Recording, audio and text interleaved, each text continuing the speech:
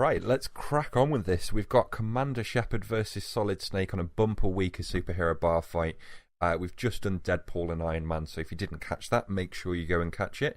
And we've also got Spawn versus Wolverine and Cloud versus Superman coming up later in the week. So make sure you stick around and subscribe and hit the bell for notifications because you don't want to miss it. But we need to get on with this one first of all. So we've got Commander Sheperd versus Solid Snake. I know how this one's going to go. There's going to be a lot of very Japanesey exclamation marks.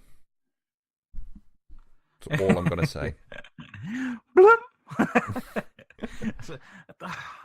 Okay, remind me of Commander Sheperd's powers. Right, okay, so Commander Sheperd doesn't really have powers per se. He is a badass dude. He's a Spectre. So in the world of Mass Effect, or the universe of Mass Effect, the galaxy needs super agents to do all of the back-end shit that people can't get done. They have immunity from the law and they can do whatever the hell that they want. And Commander Sheperd assembles a crack team of super individuals, has a ship called the Normandy, which is the lightest, most nimble, stealthiest ship ever. And he goes around fucking people up, basically, saving the universe, not just the galaxy, but if he didn't save the Reapers in Mass Effect, we'd all be dead. Snake, on the other hand, is that on Earth. By himself, without a team. So they worked out, we did draw all this completely randomly, they worked out very coincidentally to be sort of like opposite sides of the same coin. Well, but from what I remember from Metal Gear Solid, is Snake struggles through those games. He really does need a lot of help. So whether it's he's unanimously found a Nikita on top of a building. He can now take out that helicopter. He kind of always needs that kind of little bit of luck or that little bit of help, whether it's by you finding a secret weapon in a secret room to take out something a little bit easier, or a cardboard box that just happens to be lying around there, or cigarettes. I mean, these days, cigarettes are so expensive. Who the fuck leaves the cigarettes lying around? Yeah. You know? So imagine Metal Gear Solid 6, if they ever did make one, where like the cigarette packs are DLC and they're full price what they are in the off license. Fucking hell. Also, I just want to point out I haven't heard the word Akita as a weapon in years, and you just give me such nostalgia. I actually said Nikita, so Akita. Is it Nikita? No, it's Nikita.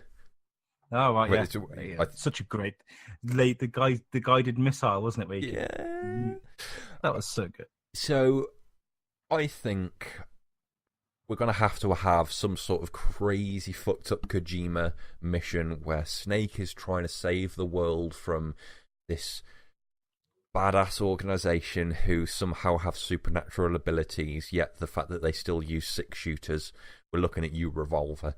And Commander Sheperd has got notification of this, and he's been sent as on a Spectre mission, take them down, not knowing that Snake is already involved. And he steps into the Metal Gear Solid world. But unfortunately, Kojima is such a self-centered, arrogant arsehole that he doesn't like there being two superheroes in his world. He wants full control. He wants everything to have Kojima over absolutely everything. So the idea of having something BioWare in there, that's not happening. So quickly, Kojima's programming into this episode of Superhero Bar Fight that Snake, now his enemy, is Commander Sheperd. And voila, we have our scene. Can we have this, like, I imagine this going down like an old Western. You know, they're either side of the street and they're about to draw. It's like a duel. They're just staring at each other like, I've heard a lot about you. I've heard a lot about you too. Heard you're quite a badass. Not as bad as me. You know, that kind of real drawn down like, let's have you, punk, and then just kind of get to it, man. I don't like the. Let's just have them like. I like the idea that they would just start running at each other. They wouldn't even.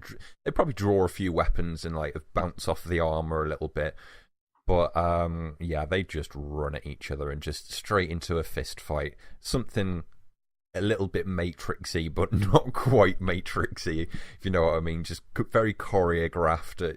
Kind of like the scene where the Winter Soldier and Captain America were fighting each other when he was chasing him off the rooftops down to street level.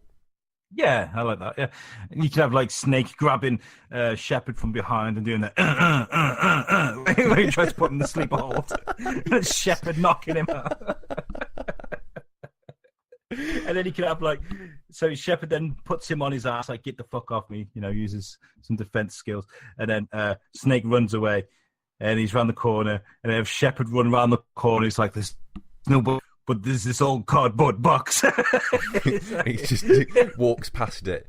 The cardboard box slowly shuffles along behind him. He keeps turning around. The cardboard box is getting closer and closer each time. It's like, what's going on?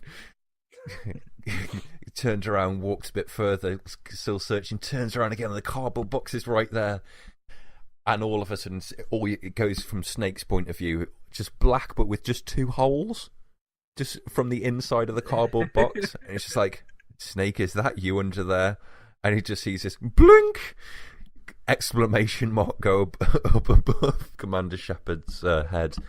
But I don't think Commander Shepard would be that stupid. He'd see that's the idea, like, just see cardboard box and just these elbows and these knees sticking out from the bottom of it. Like he's like,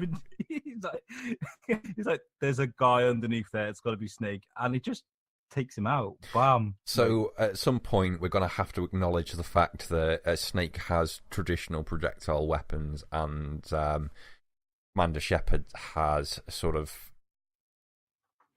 thermo bullets and biotic abilities and shit like that, so he can just force choke him, hold him up, slam him against the wall into the trash pile where he just picked up his cardboard box from, up and down like some episode of Tom and Jerry, and just fire him off into the distance.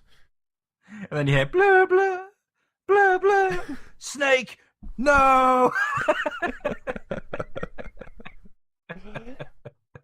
And then, so what we've got to have, if that's the way that the fight's ending, just a very quick sort of a knife fight going into a really shit cardboard box chase scene into a, I've got biotic abilities, you're no match for me. I think we've got to flesh the rest of the fight out with a 3-hour cutscene. So we're going to end this one very quickly and make sure you tune back into next week, next episode, because we've got 2 more this week.